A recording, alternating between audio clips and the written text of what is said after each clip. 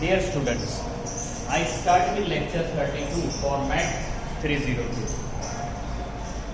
આપણે લાસ્ટ લેક્ચરમાં વાત કરી છે monotonic sequence which is increasing and decreasing.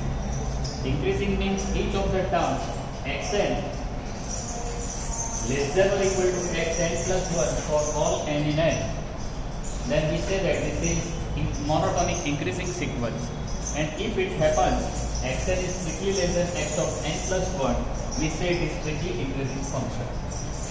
Here we are talking about sequence, so it is strictly increasing sequence. ગુજરાતીમાં આને વધતી શ્રેણી કહીએ છીએ અને ચુસ્ત વધતી શ્રેણી કહીએ છીએ.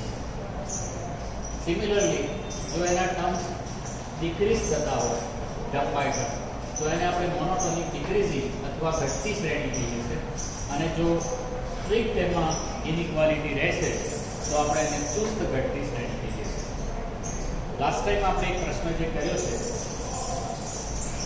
0 less than x1 less than x2 less than x3 less than x4, whether it is bounded by some number, and I impose one condition there should be limit. હવે તમે જ્યારે લિમિટ એટલે કે કલનશાસ્ત્ર કેલ્ક્યુલસ વિશે જ્યારે શરૂઆત કરી છે, whenever you have started calculus, at that time there was a question for you કે એ વખતે તમારી પાસે એક પ્રશ્ન હતો, જો તમે સોલ્વ કરી શક્યા હોય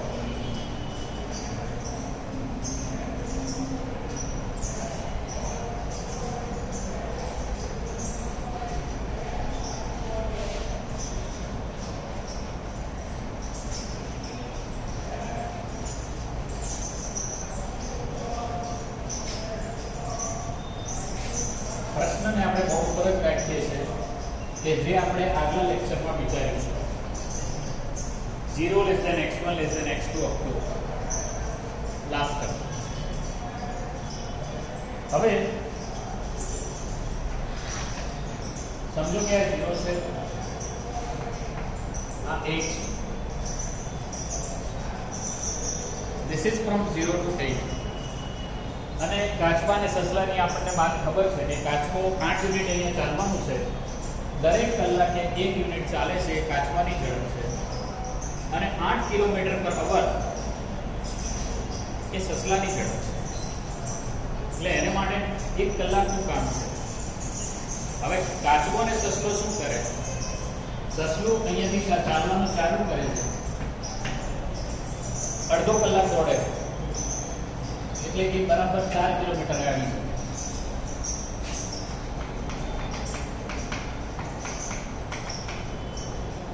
પછી આરામ કરે, ફરી પાછો દોડે છે, એને કાપવાનું છે 4 યુનિટ, એ બરાબર 2 યુનિટ કાપે છે, ફરી પાછો આરામમાં જતો રહે. એટલે this is 4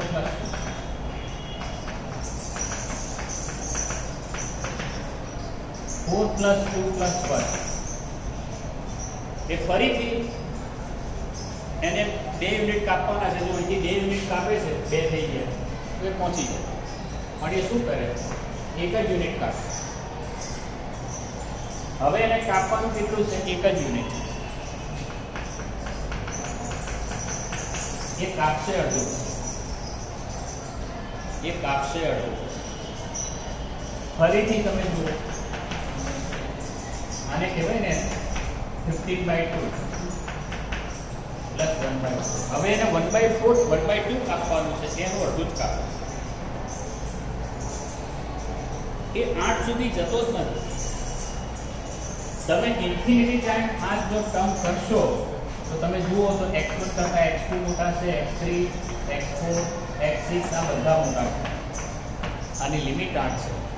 તમે ઇન્ફિનિટી ટાઈમ્સ આ નંબર એડ કરશો, યુ વિલ નેવર હેવ 8. તમને 8 નહીં મળે, 8ની ધીરે ધીરે નજીક નંબર મળશે, but it will never reach 8. તો આ જે સંખ્યા છે એ આપણા માટે કેવું થાય? 0 less than 4 less than 6 less than 7 less than 15/2 less than what? Plus 1/4 means 16 plus 2. 60 plus 2 that will be 31/4. 31/2. આગળ જતા જશો, પણ તમને એની સંખ્યા એક્ઝેક્ટ મળશે નહીં. કેટલી થાય છે એક્ઝેક્ટ ગણી લઈએ આપણે. 60 + 1 61 બાય એક્ઝેક્ટ આન્સર છે. પણ એ કોઈ દિવસ તમે અનંતમાં અહીંયાથી આગળ વધશો, it will never exceed than 8. એ 8 થી એક્સિડ થશે નહીં. અને આની લિમિટ તમે ધીરે ધીરે જુઓ તો શું છે? 8 છે.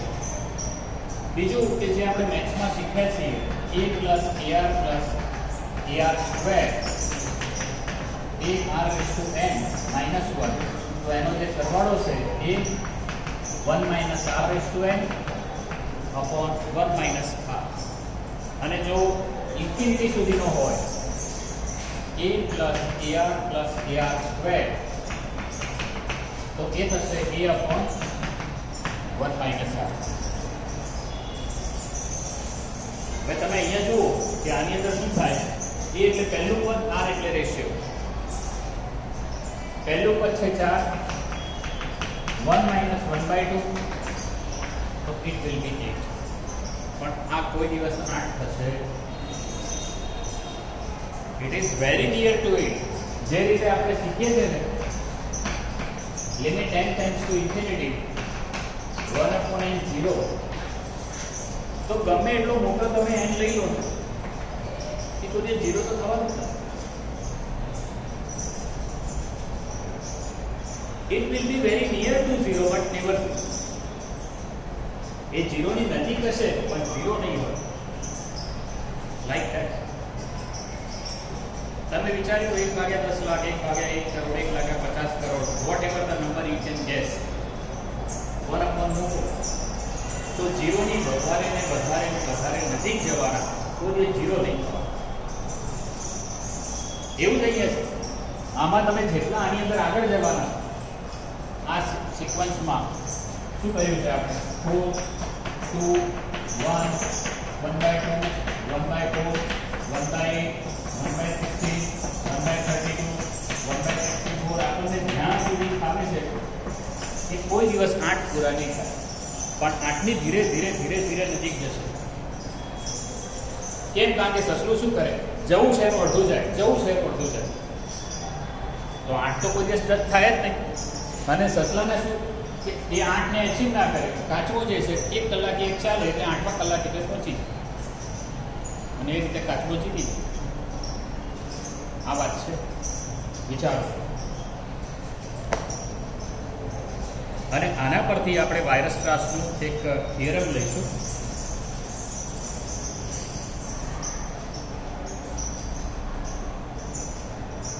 This is analysis. તમારી સામે હોય પણ દેખાય. આ પણ એક ઉદાહરણ જે આ ભાઈએ કહ્યું છે એ પણ સાચું છે કે જે મેં કહ્યું છે એ તો સેટિસ્ફાય થઈ જાય, ભલે એની લિમિટ નથી મળતી, પણ જે મેં કહ્યું છે તો સેટિસ્ફાય થઈ જાય.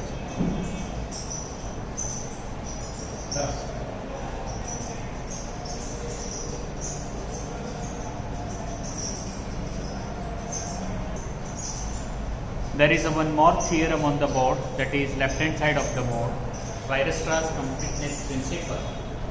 A monotonic increasing sequence xn bounded above is convergent and limit xn is supremum of xn, which is in R. And similarly the statement B, a monotonic decreasing sequence xn bounded below is convergent and limit of xn, that is infimum of xn, belongs to R. Statement 2 વાર 3 વાર વાંચો, minimum 1 વાર લખો.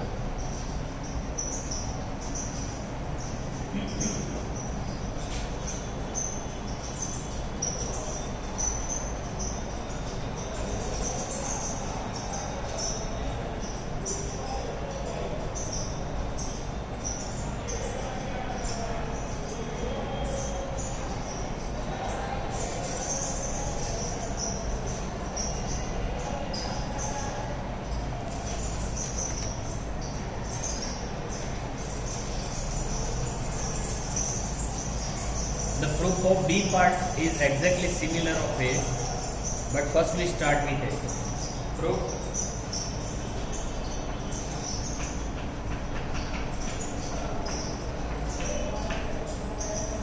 Here xn is monotonic increasing sequence.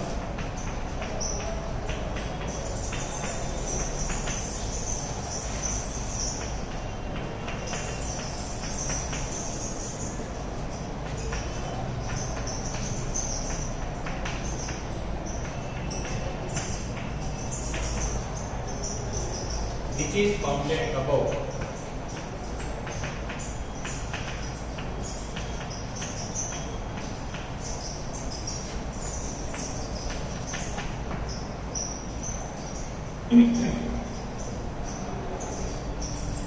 So we define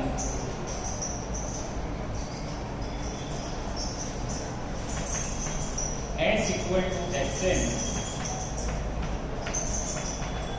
N is natural number is bounded above.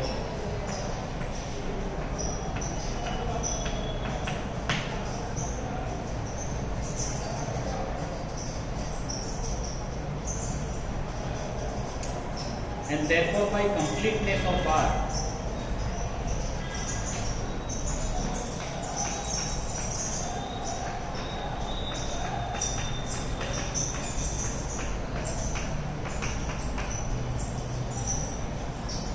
supremum of S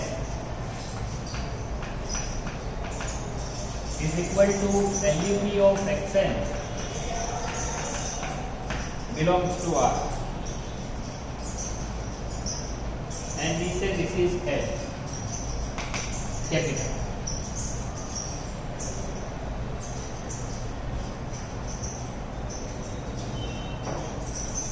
હવે આ જો LUV થઈ એટલે એ શું થયું લિસ્ટ અપર બાઉન્ડ થઈ પણ નાનામાં નાની થઈ એટલે બીજી કોઈ પણ અપર બાઉન્ડ હોય તો આ કેપિટલ L થી મોટી જ હોય.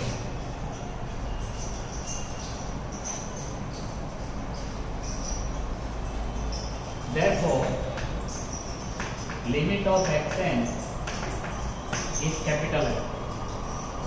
Therefore, for epsilon positive,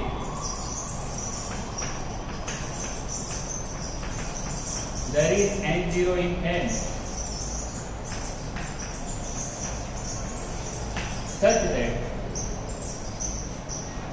L minus epsilon less than Xn is less than L plus epsilon for all n greater than or equal to n0. આ છે ને સિમ્પલ એની લિમિટની ડેફિનેશન છે.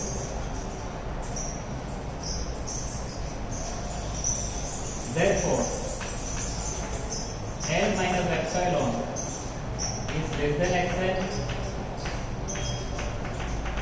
L plus epsilon for all L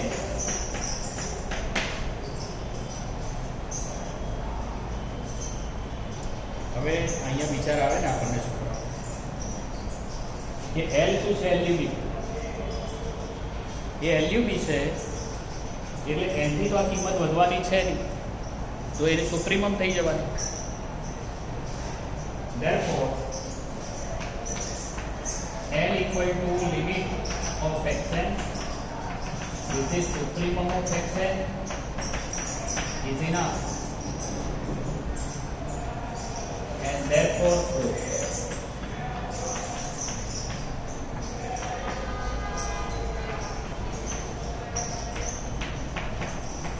same as A. એનું B નું proof લખવું હોય તો same as A.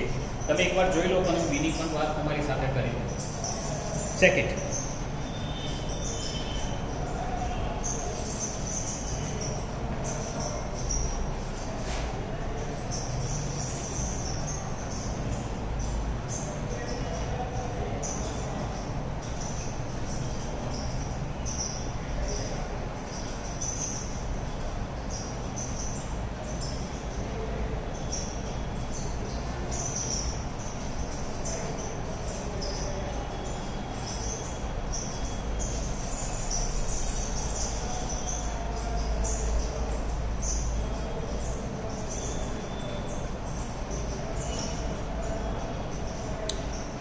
જો હવે as I said, proof of B is similar, but I will give you the some important part. For B, Xn is monotonic decreasing.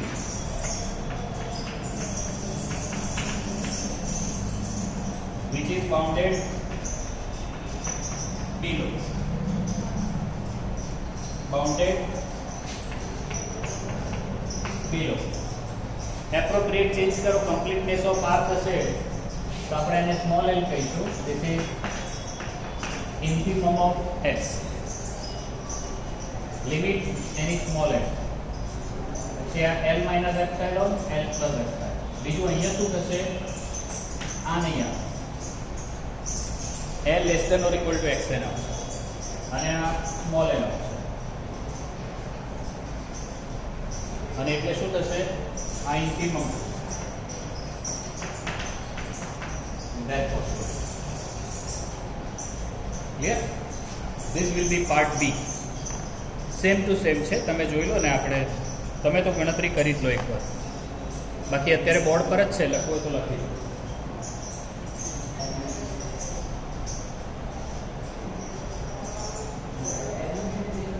Value એ બાકી રહ્યું હોય તો આપણે ઉમેર થઈ ગયું.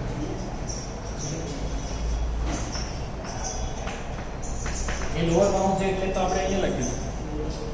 It is lower bound. GLB એટલે શું? Greatest lower bound. પાછલા બે શબ્દો પકડો એટલે શું છે? Lower bound.